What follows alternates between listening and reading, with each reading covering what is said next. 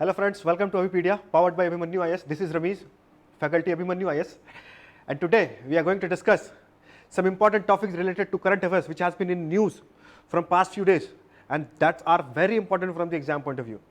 Exam point of view से वो बहुत ज़्यादा इंपॉर्टेंट है, मेंस के लिए तो बहुत ही ज़्यादा इंपॉर्टेंट है. जो टॉपिक आज हम डिस्कस करने वाले हैं वो मेंस के लिए बहुत ही ज़्यादा इंपॉर्टेंट है. और today is the third week current affairs, सितंबर मंथ का तीसरा वीक का करंट अफेयर्स आज हम कवर करने वाले हैं. और वो करंट अफेयर्स हम कवर करने वाले हैं जो कि एग्जाम पॉइंट ऑफ व्यू से, HAS mains point of view से बहुत ज़्यादा इंपॉर्टेंट है. We can expect questions from this part on your paper, mains के पेपर में बिल्कुल एक्सपेक्ट कर सकते हैं आप, क्योंकि ये सारी चीज़ें न्यूज़ पे बहुत चल रही हैं और गवर्नेंस पॉइंट ऑफ व्यू से और फिर जाके आपका पॉलिसी पॉइंट ऑफ व्यू से, government policies point of view से बहुत ही ज़्यादा इंपॉर्टेंट है. तो आज हम वही इंपॉर्टेंट टॉपिक्स को डिस्कस करने वाले हैं. ठीक है, तो चलिए स्टार्ट करते हैं. First topic of the day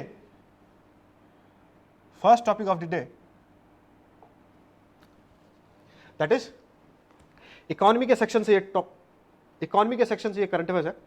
that is compensation under प्रधानमंत्री फसल बीमा योजना. प्रधानमंत्री फसल बीमा योजना की अगर हम बात करें तो you need to understand this is a very important scheme of the government of India. ठीक है, गवर्नमेंट ऑफ इंडिया की बहुत इंपॉर्टेंट स्कीम है और आज हम इसके बारे में इसलिए डिस्कस कर रहे हैं क्योंकि प्रधानमंत्री फसल बीमा योजना के अंतर्गत आज स्टेट गवर्नमेंट्स को 19 पॉइंट समथिंग करोड़ रुपीस दी गई है कुछ फार्मर्स को हिमाचल प्रदेश के अंदर. ठीक है, हम वो सारी चीजें आज डिस्कस करने वाले हैं.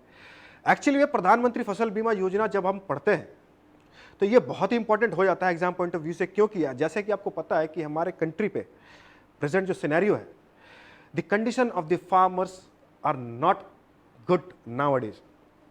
और जैसे कि हमें पता है कि they are the primary producers, especially food production में वो प्राइमरी प्रोड्यूसर है, तो उनके कंडीशंस को, उनके हालात को अच्छा रखना बहुत इंपॉर्टेंट हो जाता है. And also from the food security point of view. और हिमाचल प्रदेश की जब हम बात करें तो हिमाचल प्रदेश की इकोनॉमी भी मोस्टली एग्रीकल्चरल है, जहां पे हॉर्टिकल्चर तो बहुत ज्यादा प्रैक्टिस की जाती है.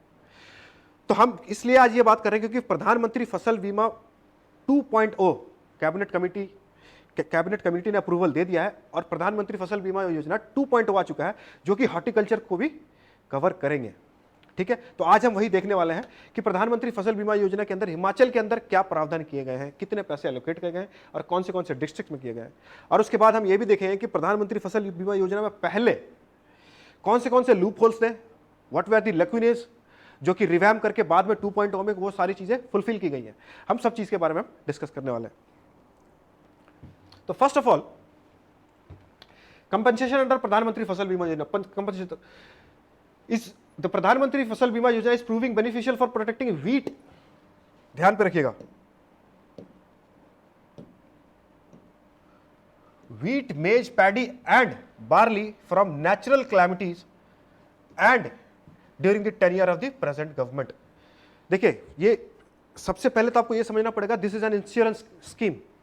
फार्मर्स के लिए एक उनकी क्रॉप इंश्योरेंस है जिसके लिए उन्हें पहले थोड़ा प्रीमियम भरना पड़ता है. उसके बाद रेस्ट ऑफ द प्रीमियम जो है, ऐसा बोला गया है कि मैक्सिमम प्रीमियम 5% भरा जाएगा फार्मर्स की तरफ से और रेस्ट जो है वो सरकार भरेगी. और उसके बाद जब कोई भी नेचुरल क्लाइमेटीज आती हैं, जैसे कि आपको पता है आज के टाइम पे क्लाइमेट चेंज की इफेक्ट एग्रीकल्चर में बहुत ज्यादा देखने को मिलती है. कहीं पे सूखा पड़ रहा है, कहीं पे ड्राई स्पेल हो रहा है, कहीं पे रेनफॉल बहुत ज्यादा एक्सट्रीम हो रही है, तो उसके वजह से क्रॉप डैमेजेस हो जाती है. ठीक है, साइक्लोन्स वगैरह आते हैं, तो इसकी वजह से क्रॉप बहुत ज्यादा डैमेज होती है. तो अब क्रॉप डैमेज हो जाए तो वो किसान करे क्या, उसके पास तो अल्टीमेट सोर्स ऑफ इनकम वही एग्रीकल्चर है. तो उनको unless and until the government is providing security to the farmers, तो एक तो फार्मर्स की हालत त्राही हो जाएगी और plus it is a direct threat to the food security of the nation. ठीक है, और बहुत सारे लोग पॉवर्टी की तरफ बढ़ जाएंगे. ठीक है, तो ये न्यूज भी आज इसलिए है क्योंकि प्रधानमंत्री फसल बीमा योजना के तहत इन डिस्ट्रिक्ट्स को देखें आप, जैसे कि सिमौर, मंडी, चंबा, हमीरपुर, सोलन, ये सारे डिस्ट्रिक्ट्स को एलोकेट की गए हैं पैसे. कितना? 19.54 करोड़ रुपीस. तो एग्जाम पॉइंट ऑफ व्यू से आपके लिए डायरेक्ट इंपॉर्टेंट हो जाता है. कैसे इंपॉर्टेंट हो जाता है कि दे आस्क यू डायरेक्टली कि प्रधानमंत्री फसल बीमा योजना is able to fulfill the purpose established by the government? ये डायरेक्टली पूछ लिया जाएगा कि उसमें क्या क्या कमियां हैं, क्या वो फुलफिल कर पा रहे हैं फार्मर्स की नीड्स को, क्या वो फार्मर के सिक्योरिटी प्रोवाइड कर पा रहे हैं, उनमें बहुत सारे लूप होल्स हैं, क्या है नहीं है, कैसे ओवरकम किया जाए। तो मेंस पॉइंट ऑफ व्यू से ये बहुत इंपॉर्टेंट हो जाता है। आगे बढ़ते हैं।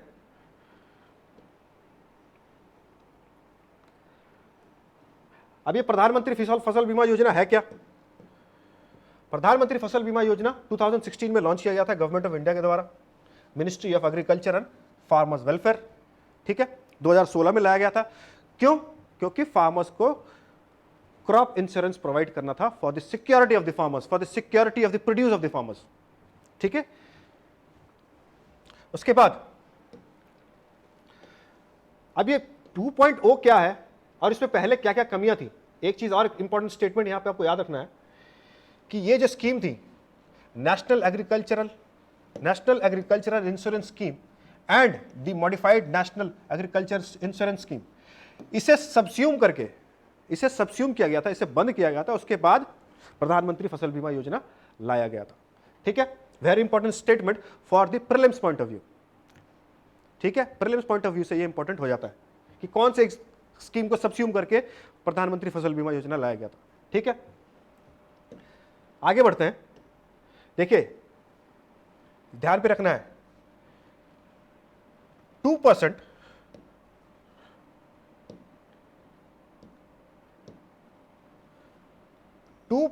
to be paid by farmers for all kharif crops, 1.4% for all rabi crops, ये प्रावधान था। ये क्या है? 2.2% और 1.5% ये प्रीमियम है जो फार्मर्स पे करेंगे, ठीक है। उसके अलावा जो भी प्रीमियम पे करना होगा वो गवर्नमेंट पे करेगी, ठीक है, वो गवर्नमेंट पे करेगी। उसके बाद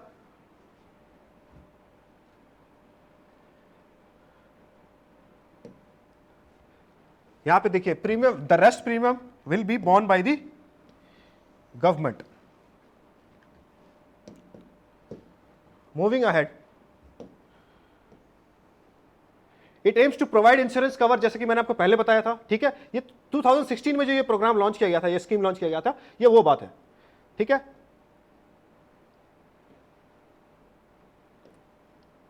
अब ये जरूरत क्या है? Need for revamping. इसको रिवैम्प करने की जरूरत क्यों है? उसमें बहुत सारे लूप होल्स थे, कुछ प्रॉब्लम्स थी, जैसे कि non voluntary up till now, it has until now been a voluntary scheme only for non-loany farmers while mandatory for those availing crop loans from banks, ठीक है। जो कुछ लोगों के लिए ये मैंडेटरी था, वॉलंटरी था कि आप चाहो तो कर सकते हो, कुछ लोगों के लिए ऐसा था कि मैंडेटरी था कि आपको करना ही पड़ेगा। किसके लिए था?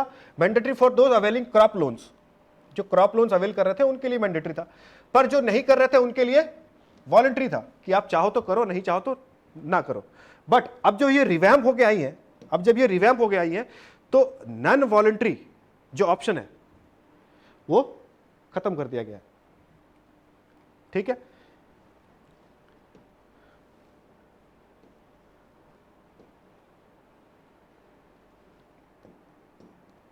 देखिए इस स्कीम में बहुत सारे लूप होल्स हैं। सबसे पहला जो प्रॉब्लम आ रहा था गवर्नमेंट के डेटा के हिसाब से, ठीक है, जो डेटाज आ रही थी वो ये बता रहे थे कि पहले जो डैमेज हो रही है क्रॉप्स की, जो डैमेज होती है क्रॉप्स की, उसकी जो कैलकुलेशन होती है उसका एक मेथड है कि हाँ इस मेथड से हम कैलकुलेट करेंगे कि आपका क्रॉप लॉसेस कितने हुए हैं और उस हिसाब से फिर आपको इंश्योरेंस पे किया जाएगा। लेकिन जो मेथड ऑफ कैलकुलेशन था, प्रॉब्लम वहीं पे थी। इस तरह से प्रॉब्लम हो रही थी कि एक ही फील्ड में, एक ही एरिया पे बहुत सारे किसान के क्रॉप लॉसेस हुए हैं, लेकिन अलग अलग किसान को अलग अलग पैसे मिल रहे हैं।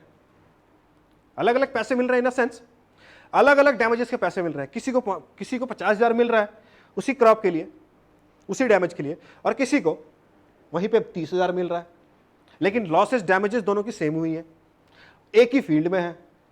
तो यहां पे मेथड ऑफ कैलकुलेशन में प्रॉब्लम थी। सबसे बड़ी इशू प्रधानमंत्री फसल बीमा योजना के अंदर यही आ रही थी, ठीक है। उसके बाद जो पेमेंट आनी होती है इंश्योरेंस कंपनियों से वो बहुत ही डिलेड है, बहुत ही लेट है। एक तरह से ये बोला जा रहा है कि प्रीमियम तो पे किया जा रहा है किसानों की तरफ से, गवर्नमेंट की तरफ से, बट फायदा प्राइवेट प्लेयर्स को पहुंच रहा है क्योंकि उधर से कुछ रिटर्न आ ही नहीं रहा।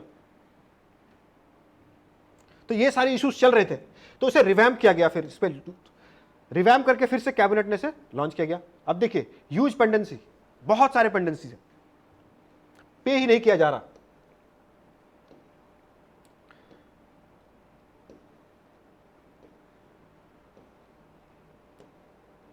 अब प्रधानमंत्री फसल बीमा योजना 2, प्रधानमंत्री फसल बीमा योजना 2.0 क्या है? Completely voluntary. It has been decided to make enrolment 100% voluntary for all farmers from 2020 खरीफ।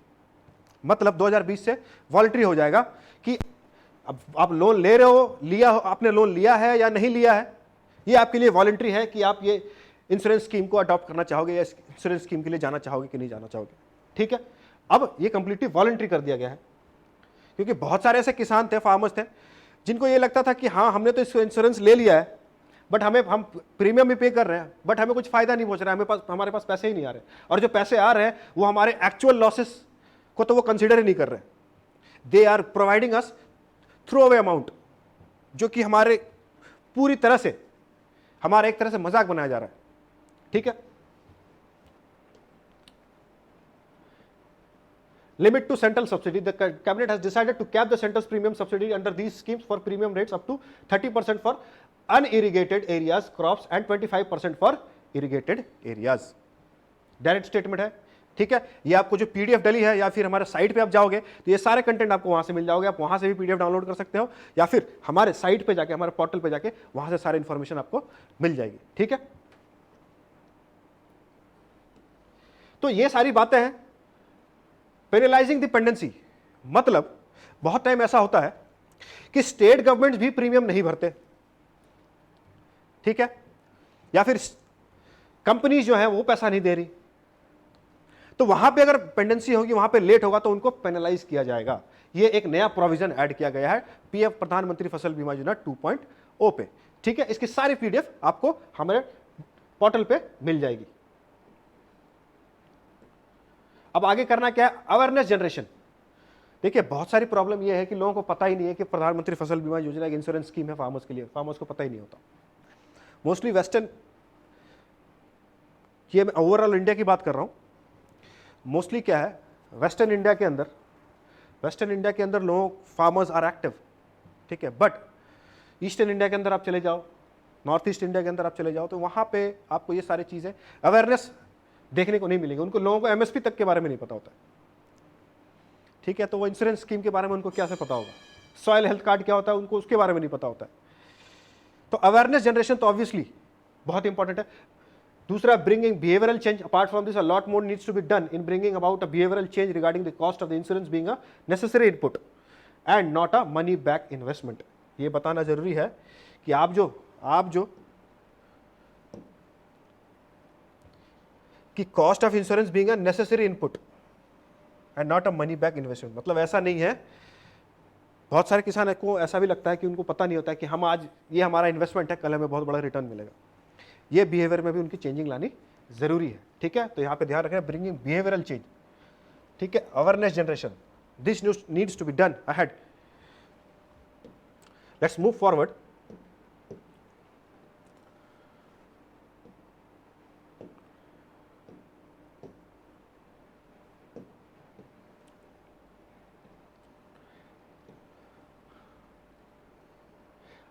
अब हम बढ़ते हैं हिमाचल के एक बहुत ही इंपॉर्टेंट डेवलपमेंट के बारे में पढ़ते हैं।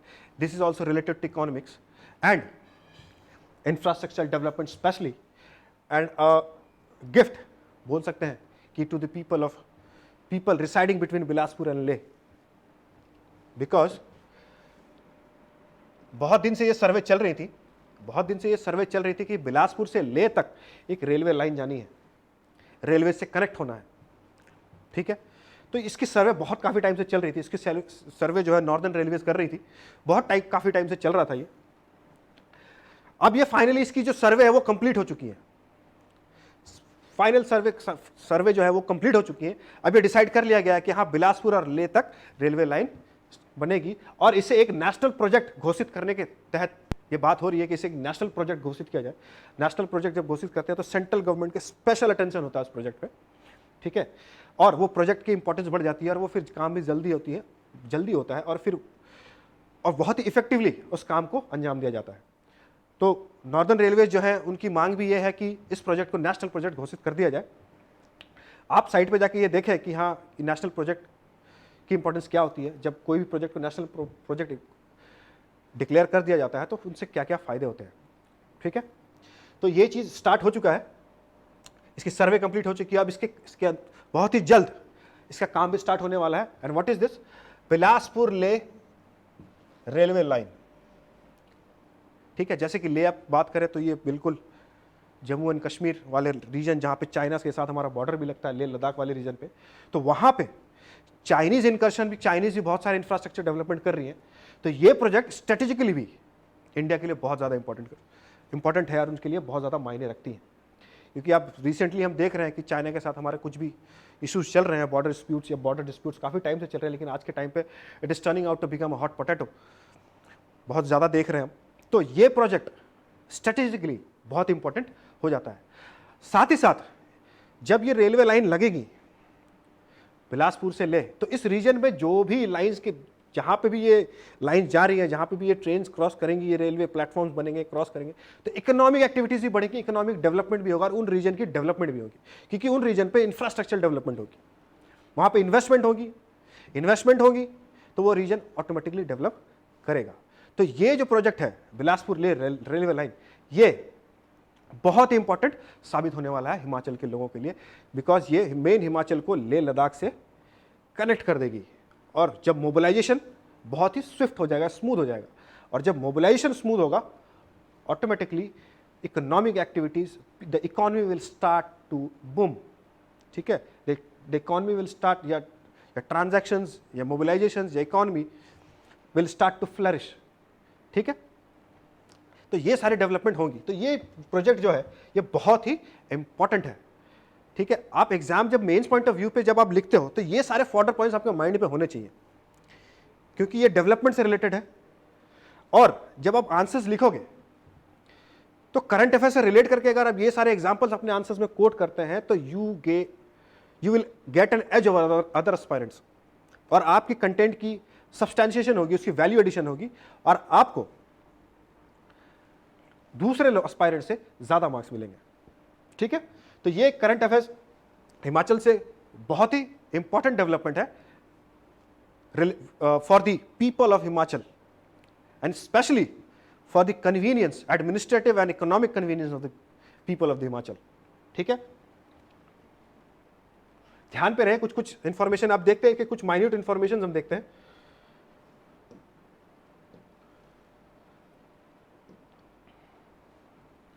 After the China-India army face-off in the Galwan Valley of Ladakh, the central government, to expedite the work on the Bilaspur-Manali railway project, which is strategically important, the railways has approached the Mandi and Kulu administration for permission to conduct the aerial survey of the project. ये सारे सर्वे जो हैं ये complete हो चुकी है, जिसके बारे में हम बात कर रहे हैं, ठीक है।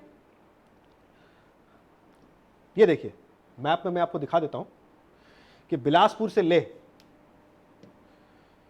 ये मेन हिमाचल से ये ले को कनेक्ट करेगी, और यहां से यहां तक इसके आसपास के जितने भी रीजन होंगे they will economically start to flourish, क्योंकि मोबिलाइजेशन आसान हो जाएंगी, इकोनॉमिक डेवलपमेंट होंगी, इन्वेस्टमेंट होगी, एम्प्लॉयमेंट बढ़ेंगी, एम्प्लॉयमेंट अपॉर्चुनिटीज खुलेंगे, मैन्युफैक्चरिंग बढ़ेंगी, और इन रीजन्स की डेवलपमेंट होगी, क्योंकि इंफ्रास्ट्रक्चर डेवलपमेंट भी होगा, इन्वेस्टमेंट भी होगा, जॉब्स क्रिएट्स होंगे, मैन्युफैक्चरिंग बढ़ेगी, और इकोनॉमिक एक्टिविटीज जब बढ़ती है तो economy will start to flourish, और इन रीजन की फिर डेवलपमेंट होगी, ठीक है। कहीं पे आपको ये 498 किलोमीटर मिलेगा, कहीं पे 465 किलोमीटर मिलेगा, ठीक है। 465 अगर कहीं पे मिल रहा है आपको तो वो भी गलत नहीं है, ठीक है, क्योंकि 465 टेंटेटिव है, लेकिन 498 बोला गया है कि मैक्सिमम इतना तक जा सकता है, 465 से लेकर 498 किलोमीटर तक, ठीक है। The distance by road 650 kilometre, the rail distance में change the depending on the final, में change on the final alignment. ठीक है, ये चेंज हो सकता है, टेंटेटिव है, तो इसमें ज्यादा परेशान होने की जरूरत नहीं है। Let's move toward the next article of the day, जो करंट अफेयर्स इस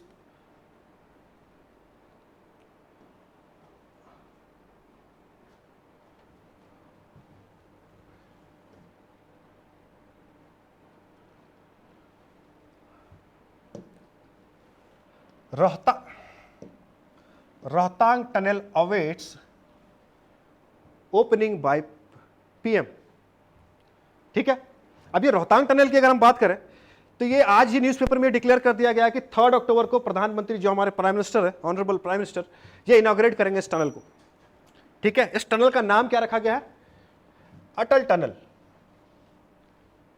अटल टनल रखा गया है। आपको ये एग्जाम्पल ये देखना है कि ये भी एक ज्योग्राफी में भी इंपॉर्टेंट हो जाता है और ये इकोनॉमिक एंगल से भी इंपॉर्टेंट हो जाता है। ठीक है, तो ये एक टनल बनाया गया है और 9.2 किलोमीटर की ये टनल होगी और ये बोला जाता है कि it is the highest altitudinal tunnel in the world. सबसे ऊंचाई पे ये टनल बन रही है पूरी दुनिया में, सबसे बड़ी टनल, हाईएस्ट, इतनी ऊंचाई पे इतनी बड़ी टनल पूरी दुनिया में ये पहली टनल होगी। ठीक है, ऐसा दावा किया जा रहा है। अब इसे बना कौन रहा है? इसे बना रहा है border roads organisation. Border roads organisation कौन है?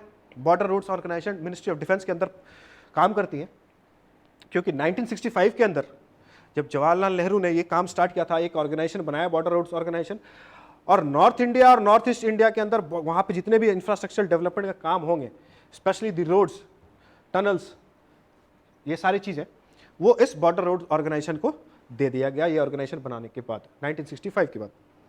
ठीक है, और ये कहाँ, किसके अंतर्गत काम करती है? It functions under the aegis of the ministry of defence. ठीक है, तो ये टनल भी पूरे बन के कंप्लीट है। 3 अक्टूबर को ये इसकी ओपनिंग होने वाली है, प्राइम मिनिस्टर इसकी ओपनिंग करने वाले हैं। अब यहां पे देखिए कुछ इंपॉर्टेंट फैक्ट्स हैं, जैसे कि ये टनल जो है, अब ये जो मनाली और लेह की जो डिस्टेंस है नेशनल हाईवे की, वो 479 किलोमीटर है, लेकिन ये टनल बनने के बाद 46 किलोमीटर रिड्यूस हो जाएंगी, कम हो जाएंगी, और जो ट्रैवल टाइम 2 घंटे का वो भी कम हो जाएगा। ठीक है, ट्रैवल टाइम 2 घंटे का कम हो जाएगा, प्लस डिस्टेंस भी कम हो जाएगा।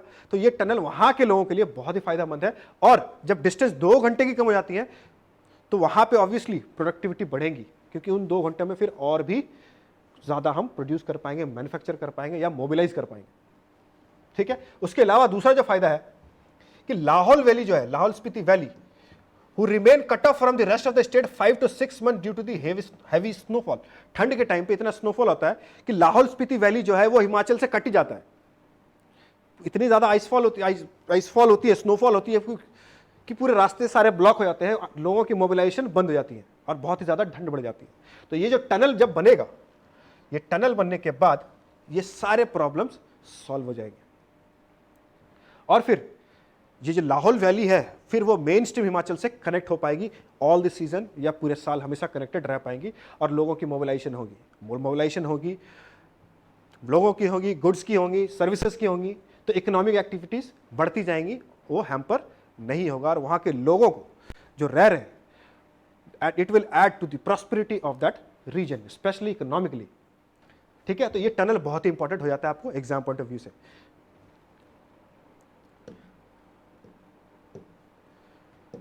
उसके बाद वो टनल में जो फैसिलिटीज हैं, phone facilitated every 150 metre, fire hydrant at every 60 metre, ये सारे जो है उस टनल की फैसिलिटी है जो उस टनल में मिलेंगी आपको। फोन फैसिलिटी, सीसीटीवी कैमरा, सब कुछ है वहाँ पे। तो ये आपको जो हमारे पीडीएफ है, वो पीडीएफ में सारे आपको ये सारी चीज़ें मिल जाएंगी। ठीक है, इसके लिए घबराने की जरूरत नहीं है। Let's move towards the next article.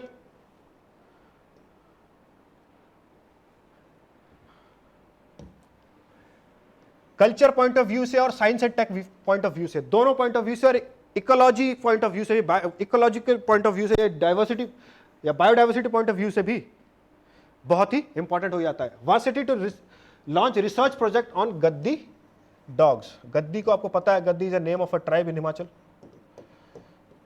और ये ट्राइब ही है, गद्दी ट्राइब है जो ये इसकी ब्रीडिंग करते हैं, ये इसे पालन पोषण करते हैं इस डॉग को, ठीक है। हिमाचल के अंदर, हिमाचल के अलावा ये जो गद्दी डॉग्स हैं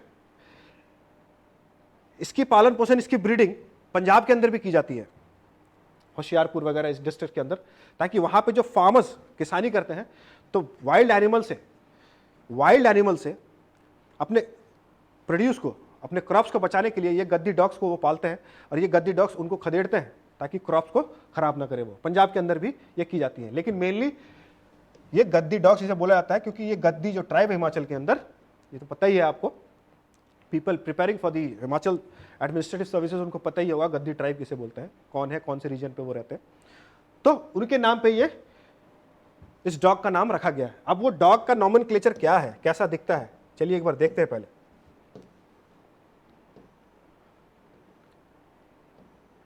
ये है वो गद्दी डॉग, ठीक है, और इसे इंडियन हाउंड भी बोला जाता है क्योंकि ये जो स्नो लेपर्ड्स हैं हिमाचल के अंदर, जो स्नो लेपर्ड्स होते हैं, उन स्नो लेपर्ड्स से भी ये लड़ते हैं।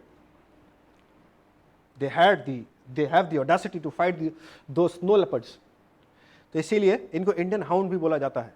ये काफी खतरनाक है, इनकी ब्रीडिंग, ये जो ब्रीड है वो काफी खतरनाक ब्रीड है, ठीक है, और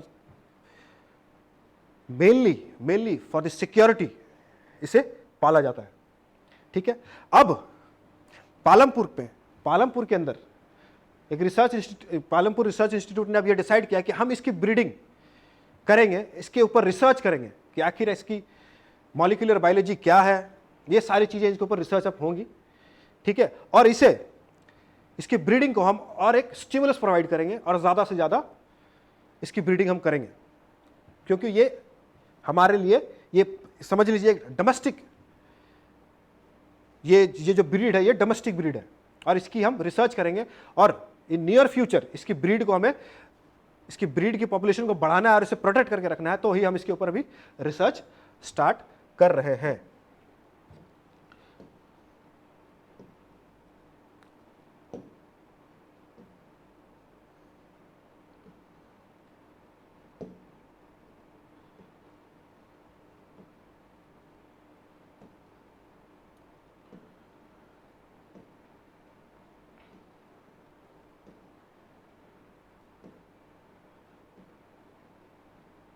देखिए मैंने आपको जैसे बताया, इनको बोला जा रहा है Palampur agriculture university has decided to initiate research on Gaddi dogs और इंडियन पैंथर हाउंड।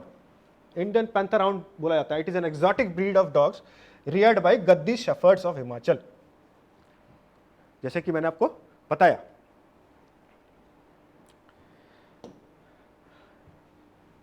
ध्यान पे रखिएगा, ये चीज आपको ध्यान पे रखना है, ये मेंस पॉइंट ऑफ व्यू से उतना इंपॉर्टेंट नहीं है, लेकिन प्रीलिम्स पॉइंट ऑफ व्यू से ये इंपॉर्टेंट हो जाती है, क्योंकि प्रीलिम्स में हिमाचल जीके के अंदर ये क्वेश्चंस पूछे जाते हैं।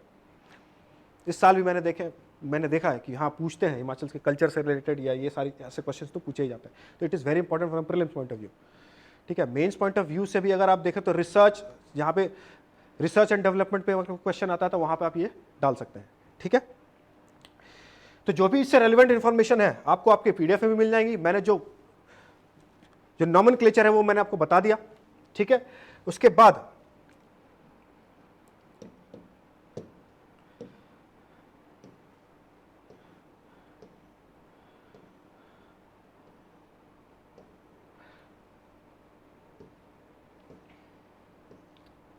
तो ये थी हमारी थर्ड वीक की, सितंबर मंथ की थर्ड वीक की जो भी रेलेवेंट इंपॉर्टेंट इन्फॉर्मेशन थी वो मैंने आज आपको बता दिया। इकोनॉमिक, ये जो तीन बड़े डेवलपमेंट्स हुए हैं वो अटल टनल, ठीक है, मनाली ले रेलवे लाइन, प्रधानमंत्री फसल बीमा योजना के अंदर कहाँ कौन सा डिस्ट्रिक्ट को कितने पैसे दिए गए, क्या फायदा हुआ, ठीक है, कैसे उसे रिवैम्प किया गया है, प्रधानमंत्री फसल बीमा योजना 2.0, ठीक है। तो these were the important current affairs related to the third week of the सितंबर। हम अगले वीक फिर से मिलेंगे, फिर से नए करंट अफेयर्स जो भी डेवलपमेंट होंगे हिमाचल के अंदर या हिमाचल एचएएस के अंदर जो इंपॉर्टेंट होगी उस डेवलपमेंट के साथ। Till then have a nice day, thank you. Till then, have a nice day. Thank you. We'll meet on the next week again. Thank you.